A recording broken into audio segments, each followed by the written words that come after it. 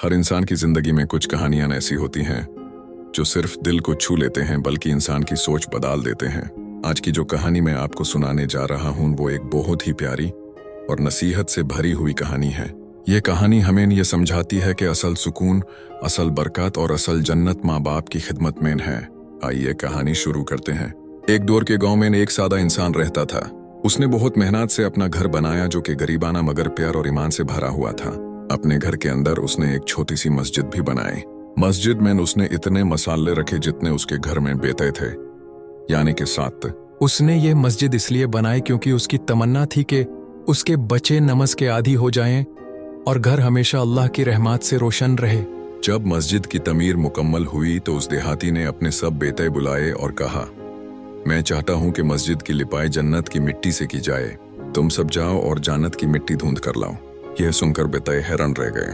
वो सोचने लगे कि जन्नत की मिट्टी दुनिया में कहां से मिलेगी, लेकिन बाप का हुक्म था इसलिए सब भाई निकाल पड़े।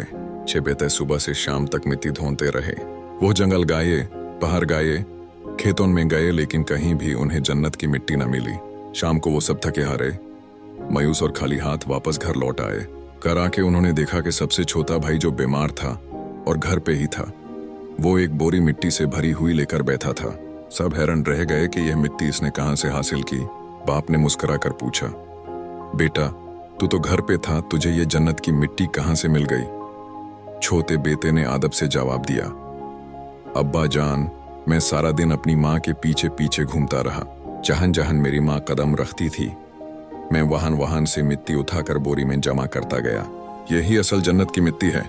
यह सुनकर सब भाई और उनका बाप रो दिए। उन्हें समझ आ गया कि असल जन्नत माँ के कदमों के नीचे है और जो माँ की खिदमत करता है उससे जन्नत की राह मिल जाती है। दोस्तों, ये कहानी हमें एक बहुत बड़ी सीख देती है।